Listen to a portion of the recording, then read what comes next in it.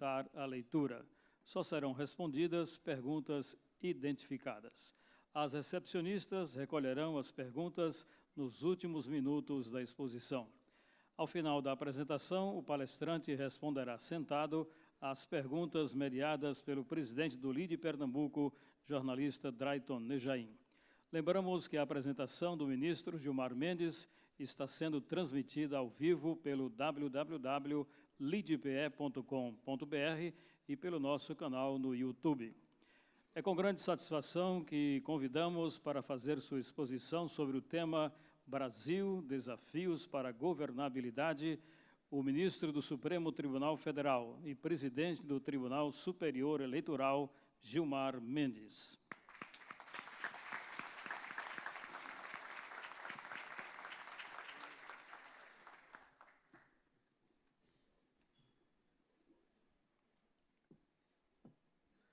Bom dia a todos.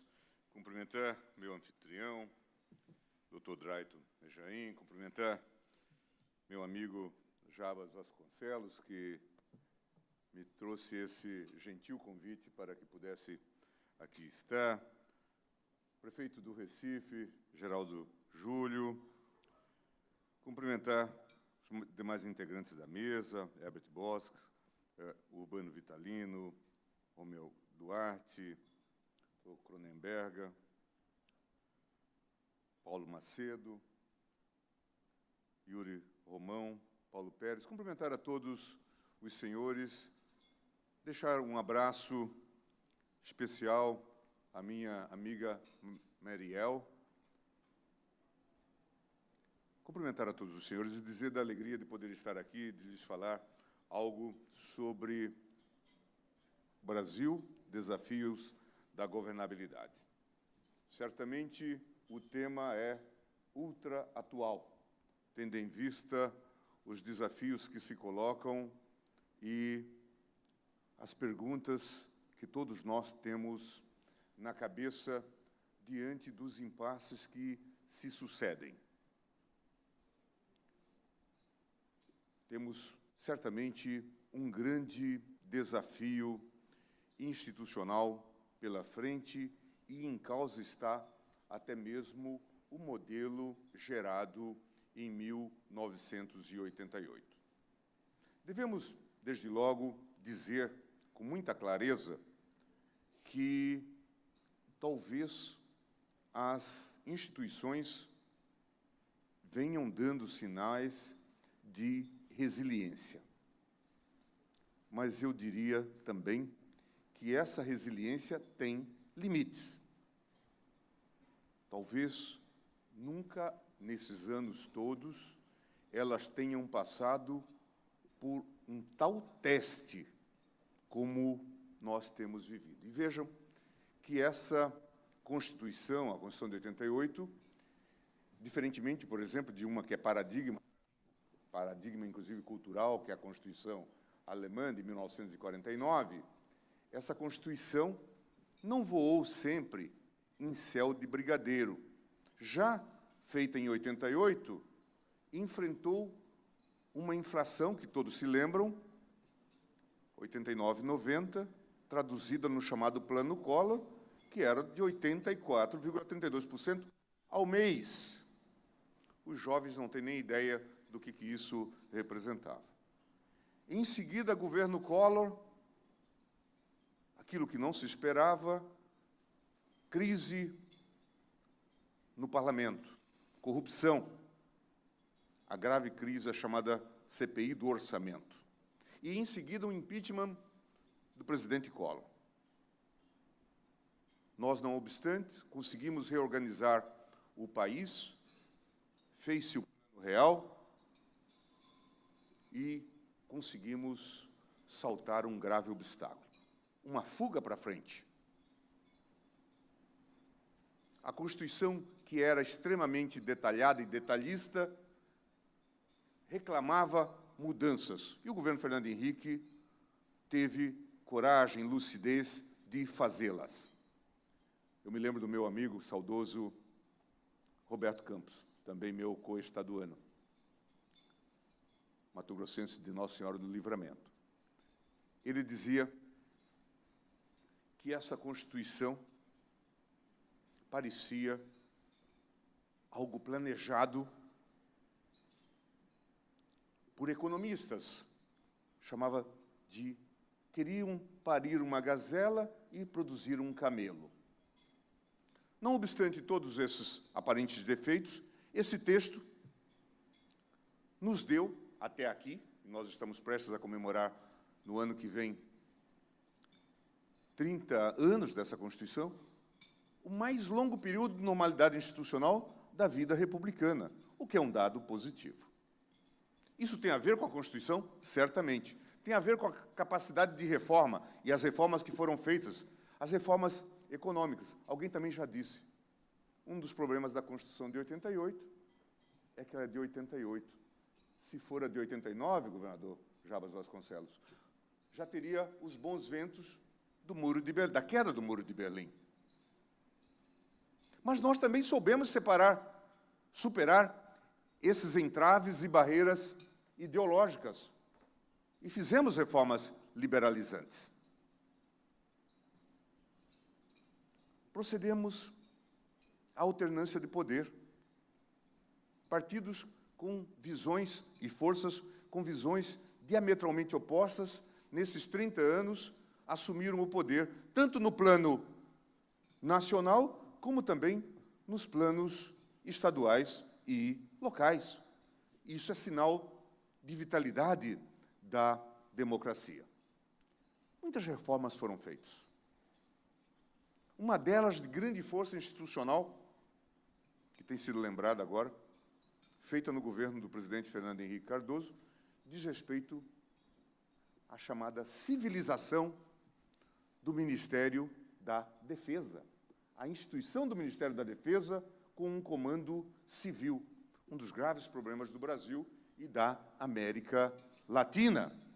Hoje, o Ministério da Defesa, dirigido por um pernambucano ilustre, ministro Raul Jungmann. Fator de estabilidade, de normalidade institucional. As instituições, dizem os liberais, elas devem ser fortalecidas. Por quê? Porque elas partem da ideia, ou devemos partir da ideia, de que o homem tende, se não é mal por natureza, tende ao abuso. E é preciso que as instituições coloquem freios. E, nesse sentido, tem sido o nosso aprendizado. Um setor, ao longo desse processo todo de reforma, quedou mais ou menos sem mais significativo. Foi o setor político-eleitoral. Mantivemos na Constituição de 88 o modelo das eleições parlamentares de lista aberta, do chamado sistema proporcional brasileiro, que remonta à nossa tradição desde 1932.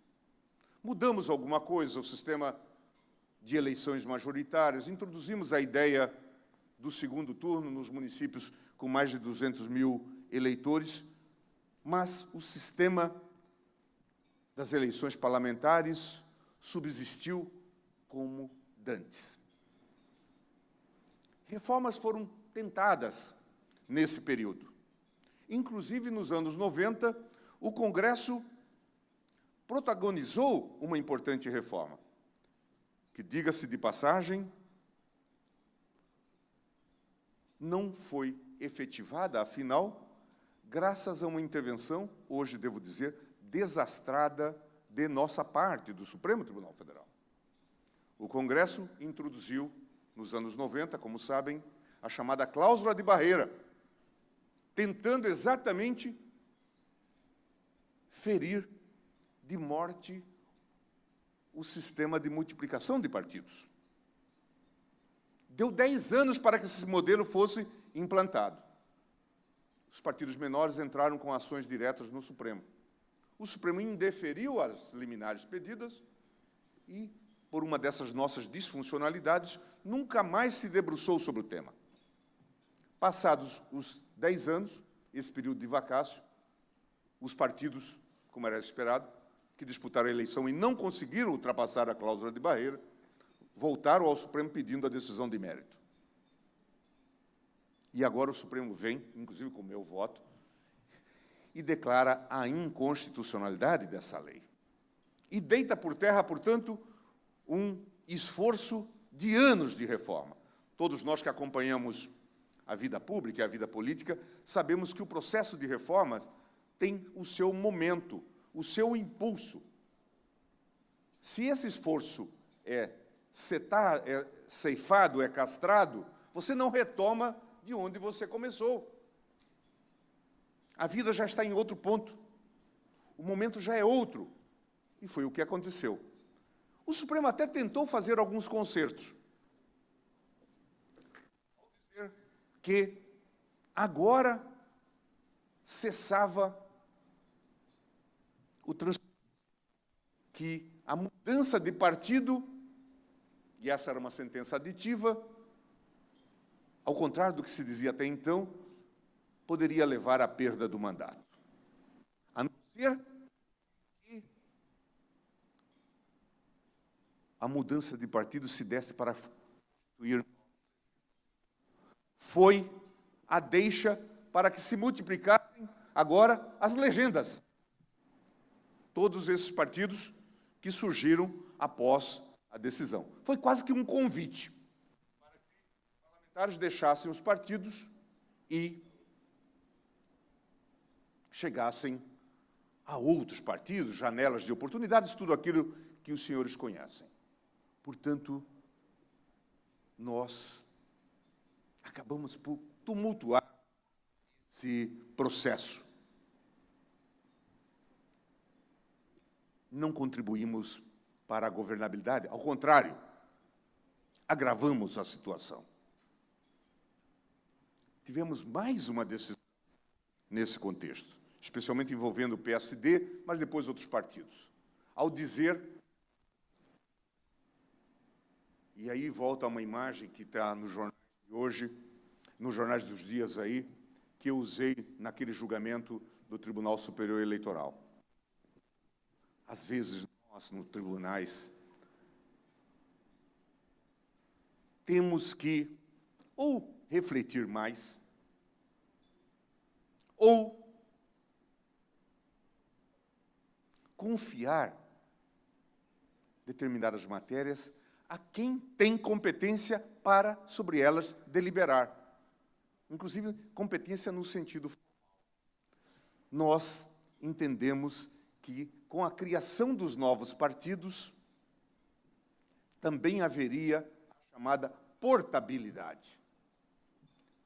Esse nome significa nada mais, nada menos que o direito que o parlamentar passa a ter de levar para o novo partido aquilo que corresponde ao tempo de TV, à cota de fundo partidário e assim por diante. Bom, logo, nós mexemos num sistema que já tinha as suas disfuncionalidades e as aprofundamos. O Congresso ainda tentou dar uma resposta numa reforma política, dizendo que não haveria a tal portabilidade. Mas nós insistimos, declaramos a inconstitucionalidade dessa lei, dessa norma congressual. Em suma, aqui está, talvez, um dos fatores que compromete seriamente a governabilidade. O sistema multipartidário que nós engendramos faz com que o maior partido não consiga nada próximo a 100 parlamentares no Congresso Nacional, na Câmara dos Deputados, o que, obviamente, é uma minoria pouco representativa no contexto geral e obriga os modelos vários de associação, de consórcio, de formação de base parlamentar. Nesse contexto, nem preciso lhes dizer, tivemos todos esses escândalos que estão aí associados ao modelo da funcionalidade do sistema político. No sistema, após o governo Collor, por recomendação da CPMI, Collor-PC, veio a proposta de legalizar a doação das empresas. No Brasil, se fala nisso como se fosse uma grande novidade, mas no passado, inclusive durante o regime militar, era proibida a doação das empresas. Até a eleição de Collor. Foi uma recomendação da CPMI introduzir a doação das empresas. Por quê? Porque todos sabiam que era um segredo de polichinelo. As doações se faziam, e era no Caixa 2. Esse era o sistema que funcionava. A partir de Collor, então, introduzimos esse modelo. A partir da recomendação da CPMI, pós-Collor, introduzimos, então, a doação das empresas, das pessoas jurídicas. Discussão sobre teto, problemas todos que havia. Em 2015, o Supremo veio e declarou a inconstitucionalidade da doação das empresas. Já fizemos as eleições municipais de 2016, sob o signo, agora, da proibição da doação das empresas. Mudança, portanto, significativa. E até hoje estamos a discutir um modelo adequado de financiamento. Mas é uma discussão marcada por disfuncionalidades e assimetrias. Por quê? Porque eu não posso discutir a questão do financiamento dissociada do sistema eleitoral. Para que os senhores tenham uma ideia, nas eleições agora passadas, municipais, nós tivemos algo em torno de 504 mil candidatos no Brasil. 466 mil candidatos a vereadores. E alguém pode dizer, o ideal era o financiamento público. Como que eu distribuo o dinheiro público para essa massa de candidatos? Tem que se fazer um ajuste do sistema eleitoral. Então, tem que se definir o sistema eleitoral para se definir qual é o modelo de financiamento. Mas nós acabamos fazendo coisas um tanto quanto confusas, disfuncionais, inclusive por conta das intervenções, não só do Legislativo, mas, muitas vezes, como foi neste caso, judiciário. O Supremo, o mensalão. O que é o mensalão? Na parte que nós conhecemos. Se não um sistema de cooptação de parlamentares para a base governamental mediante pagamento. É disso que se cuida. E isso foi julgado pelo Supremo Tribunal Federal.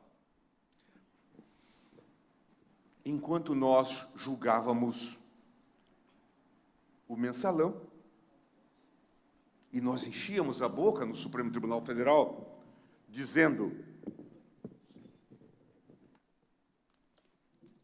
que estávamos a julgar o maior escândalo de corrupção no país,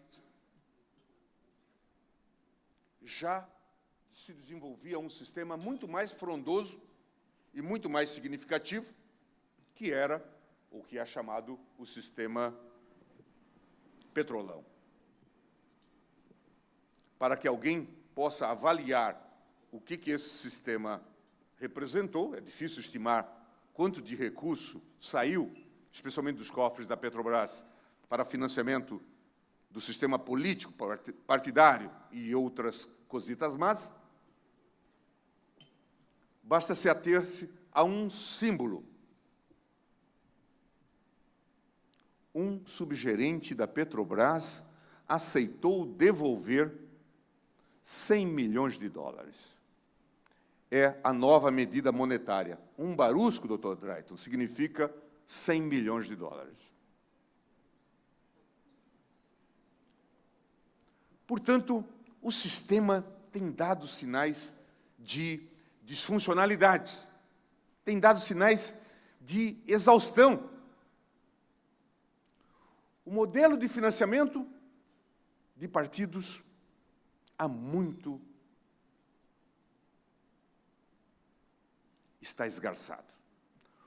O sistema eleitoral de lista aberta faz com que candidatos do mesmo partido precisem do voto do seu colega concorrente para compor o quociente eleitoral, mas, ao mesmo tempo, estimula uma disputa fratricida entre eles, necessitando de recursos que são autônomos. O resultado, depois, é um modelo de pluralismo partidário, muitas vezes extremamente fragmentado, que leva e compromete, ou leva à ingovernabilidade, ou compromete a governabilidade. O esforço que se faz para ter uma base parlamentar, e nós vimos, em momentos de crise,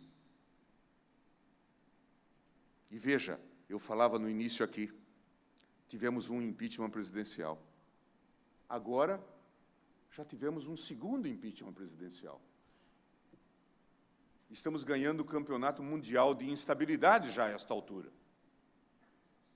Certamente, em 30 anos, 2 impeachment. E talvez, daqui a pouco, a discussão de um terceiro, no quadro atual de crise. Mas 2 impeachments consumados nesse quadro,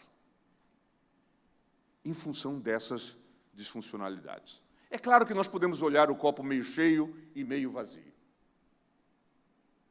O meio vazio, obviamente, é esse grau de instabilidade. O meio cheio é que o sistema, a despeito de todas as mazelas, não colapsou, não entrou em colapso. O que mostra uma certa fortaleza, uma certa densidade das instituições, que tem permitido que se preserve a institucionalidade, o mínimo de funcionamento. Mas essa crise última se tornou verdadeiramente uma crise sem limites.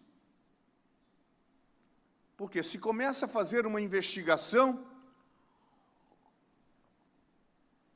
e em seguida vêm todos os desdobramentos.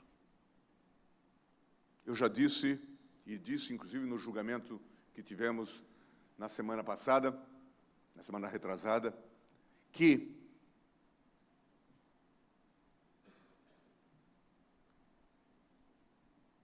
é importante a conquista trazida pela Lava Jato no que diz respeito às investigações.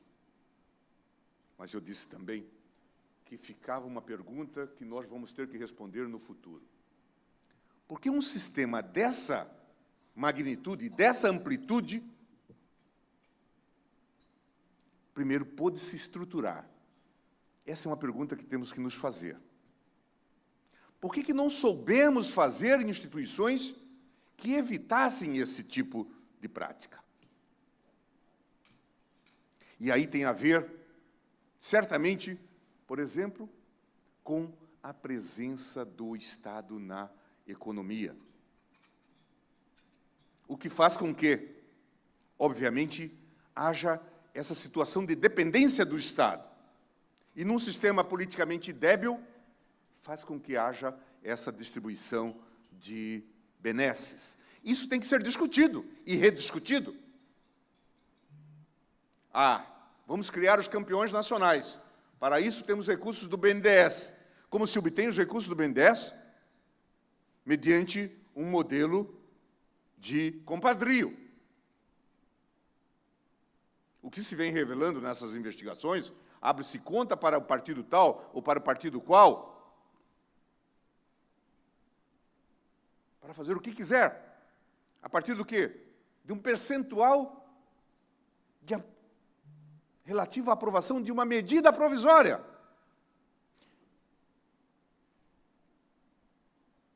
Os fatos revelados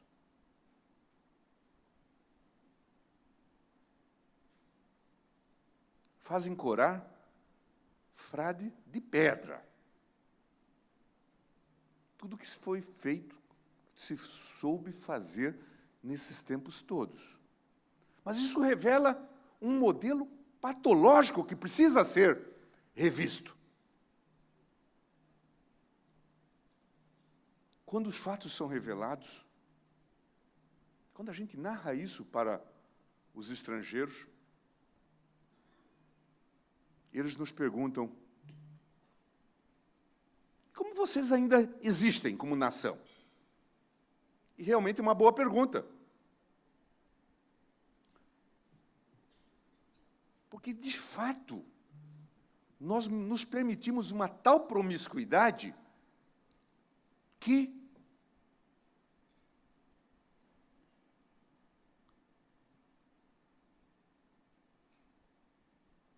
levou à ruptura de todo o sistema. E, graças quase que a um acaso, isto foi revelado e, felizmente, enfrentado. É preciso também dizer, de maneira muito clara,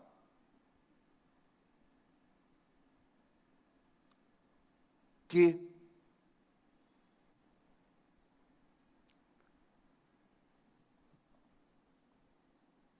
a ideia de combate à corrupção não é uma meta em si mesmo. Nenhum país se organiza em termos institucionais, em termos de realização econômica, combatendo a corrupção. A nossa meta política é combater a corrupção. Se alguém montar esse sistema, certamente tem um ideário equivocado. Mas, em algum momento, parece que o país voltou-se para isso. Não posso fazer a reforma da Previdência porque tem que combater a corrupção. Ou a reforma trabalhista porque tem que combater a corrupção. Não pode ser assim. Obviamente que se tem que combater a corrupção. Mas não existe este programa monotemático. Eu até entendo que, da parte dos promotores, procuradores, haja essa perspectiva, porque eles são colocados no centro do debate nacional. E talvez consciente ou inconscientemente, senhoras e senhores,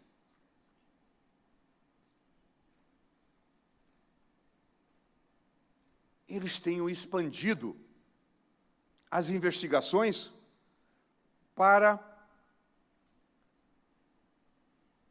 situações, talvez até de mera irregularidade. Porque, consciente ou inconscientemente, o que se queria, passou-se a querer, era mostrar que não havia salvação no sistema político.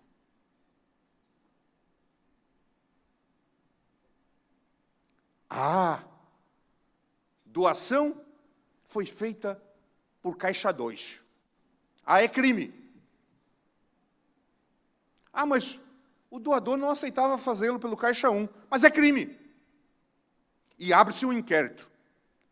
E retira-se um político, como Jarbas Vasconcelos, um homem decente, do protagonismo político, porque se abre um inquérito contra ele. Abriu-se um inquérito, os senhores conhecem os personagens, contra o presidente Falcão, do STJ, e Marcelo Navarro, que foi do Tribunal Regional aqui, elevado ao STJ. Por quê? Porque teria visitado senadores deputados, presidente Dilma, para obter o cargo de ministro. Ah, pode ser que ele tenha se comprometido a decidir em favor dos investigados da Lava Jato, obstrução da justiça. Eu já brinquei com os meus colegas no Supremo Tribunal Federal e estou numa posição muito confortável, porque sabem os senhores todos, eu, desde 96, integrei a equipe de assessoria jurídica do presidente Fernando Henrique com muita honra. E fui por ele convidado. Portanto, não passeei pelo Congresso, não pedi apoio, não colhei assinaturas. Mas quem está nessa posição? Quem é que não pediu para ser indicado? Quem é que não fez lista de apoio? Agora, este infeliz, grande sujeito, bom acadêmico, bom juiz, está sendo investigado, um inquérito aberto. Qual é o objetivo desse inquérito? Vai levar a algum lugar? Alguém vai provar que ele negociou alguma decisão? Claro que não, mas o objetivo é constrangê-lo. E constranger o tribunal, e constranger a magistratura. Expandiu-se demais a investigação, além dos limites. Abriu-se inquérito para investigar o que já está explicado de plano. Mas qual é o objetivo? É colocar medo nas pessoas, é desacreditá-las. E aí as investigações devem ser questionadas. É preciso colocar limites. Nós não podemos despencar para um modelo de Estado policial. Como também não se pode cogitar de investigações feitas na calada da noite. Arranjos, ações controladas, que tem como alvo, muitas vezes, qualquer autoridade ou o próprio presidente da República. Por que não? É preciso discutir isto com muita tranquilidade. E é preciso criticar isto. Investigação, sim. Abuso, não. Não se combate crime cometendo crime. E é preciso que a sociedade diga isso de maneira clara. Estado de Direito não comporta soberanos. Todos estão submetidos à lei.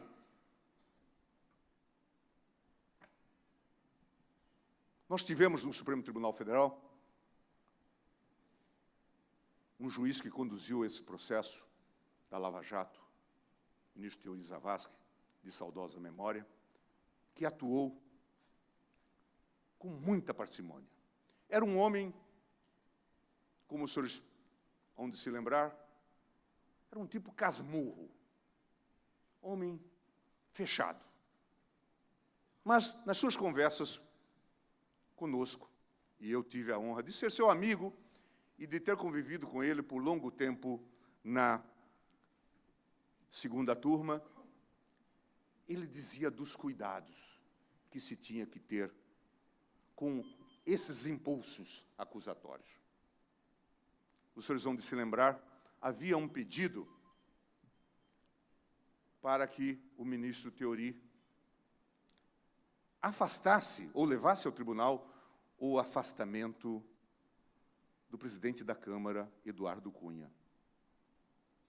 E o ministro Teori, por conta exatamente da extravagância do pedido, da não existência de base constitucional, ficou retardando a submissão desse tema ao plenário. Por quê? Porque ele imaginava que isso não era a função do tribunal. Não era esse o papel do tribunal. É muito fácil, neste momento, o tribunal tomar qualquer decisão arrevezada em relação ao Congresso, que está debilitado perante a opinião pública. baterão palmas para o tribunal. Só que a tentativa, a violação das regras relativas ao Congresso Nacional, no momento seguinte, a exigir novas violações.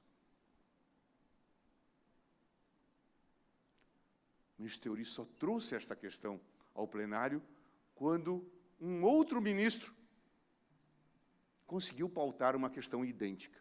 E ele se sentiu, literalmente, atropelado. Mas ele praticava, ele tinha medo de levar a questão ao plenário? Não, era um natural self-restraint, o respeito à divisão de poderes. Agora se está a banalizar. Dá-se uma liminar para suspender um senador ou deputado do mandato. Mas onde está isso escrito na Constituição? Não está, mas a gente inventa.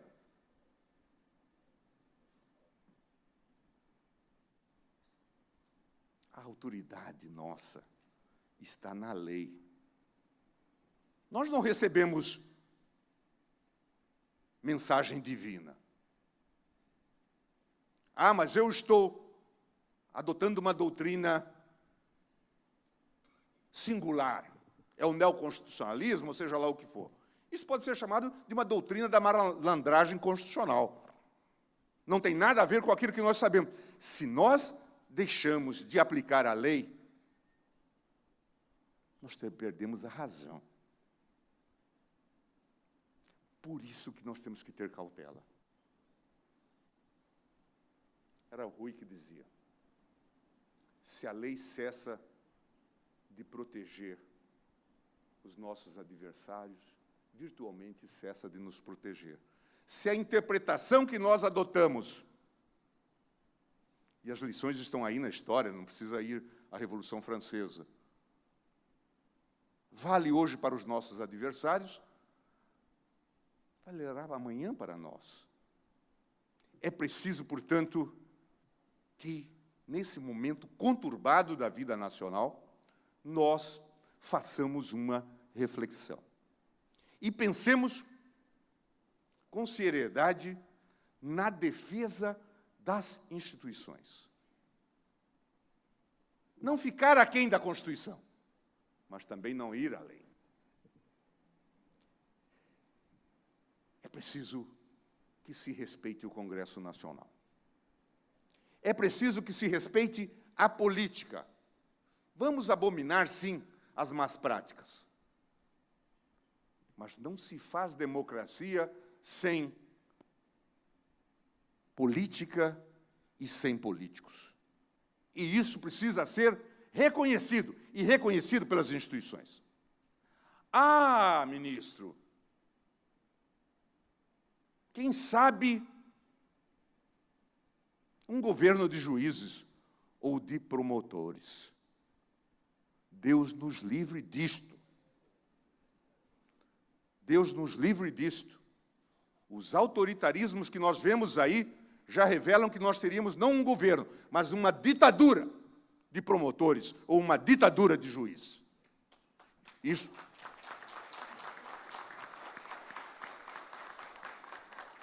E não pensem que nós, juízes ou promotores, seríamos melhores gestores. Não preciso contar aos senhores, certamente os senhores veem os critérios. Está aqui o prefeito. Os critérios que nós adotamos para gerir, por exemplo, recursos públicos.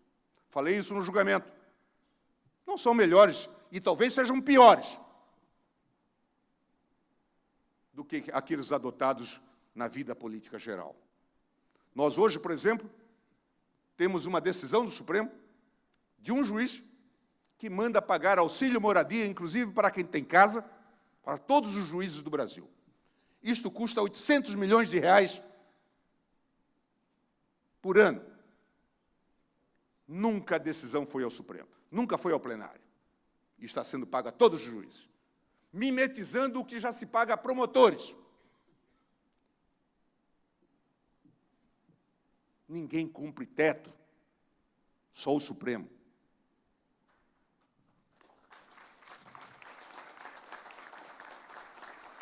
Vão confiar a essa gente que viola o princípio da legalidade a ideia de gerir o país? Não dá. Por isso que voltemos, sejamos mais modestos. Façamos as reformas que temos que fazer. Aperfeiçoemos o sistema político. Vamos, sim, engajar energia na reforma política. Vamos colocar, sim, esforços no sentido de criar um sistema eleitoral que traduza a vontade do cidadão. Também isso é um processo. Só as ditaduras fazem reformas de uma vez. A democracia é processo.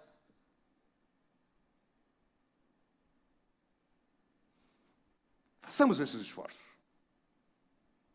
Acho, e eu cheguei ao Tribunal Superior Eleitoral, presidente Drayton, fazendo dessa mensagem, reforma política, um mantra. Acho importante.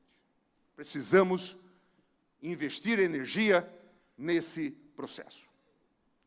É fundamental que façamos essa mudança, pelo bem do Brasil, pela democracia, para que, daqui a pouco, nós possamos dizer, atravessamos esses 30 anos e vamos almejar mais 30 de estabilidade.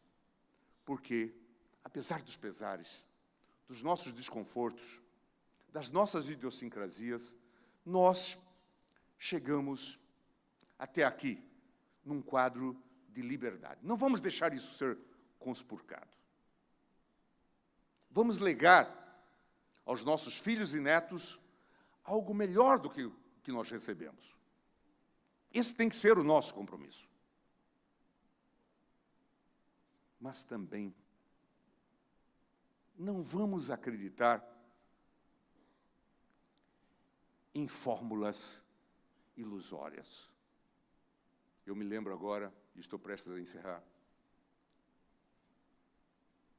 de um coronel que dialogava com Sobral Pinto. Ele, coronel carcereiro, Sobral Pinto, preso em Goiânia. Claro que o coronel estava constrangido de prender aquele velhinho e tentava se desculpar como podia e dizia: doutor Sobral, o Brasil está mudando e nós precisamos nos esforçar para construir uma democracia à brasileira. Sobral lhe respondeu: coronel, eu conheço frango à brasileira. Democracia brasileira não existe. Democracia não pode ficar comportando adjetivações. Não vamos inventar a roda. Não vamos imaginar que vamos criar uma república de juízes ou de promotores. Vamos dar a quem tem representatividade, a quem disputa o voto, a legitimidade de decidir. Vamos melhorar a qualidade da representação. Vamos atrair os jovens para a política. Vamos fortalecer esse sistema. E quem quiser fazer política, que vá aos partidos e que faça política lá, não na promotoria, não nos tribunais.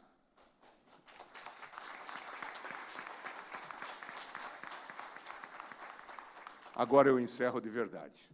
Eu brincava hoje, dei uma entrevista para o Jornal de Comércio do Recife e dizia: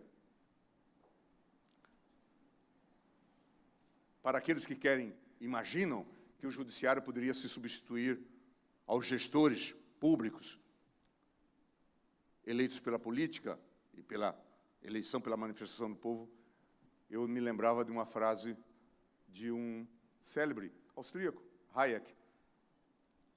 Ele dizia que, referindo-se ao modo de gestão da burocracia, a burocracia comunista, ele dizia que se eles administrassem o deserto de Saara, em pouco tempo lá estaria faltando areia. Eu acho que também, se nós adotássemos os critérios que adotamos para administrar os tribunais e também o Ministério Público, em pouco tempo faltaria areia no Saara. Obrigado.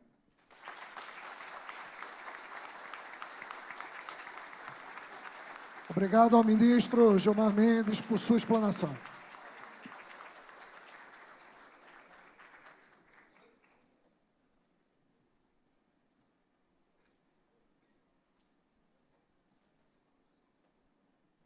Nós vamos iniciar agora a etapa do nosso debate. Nós vamos ter aí aproximadamente 1 hora de debate. O que é que eu vou pedir?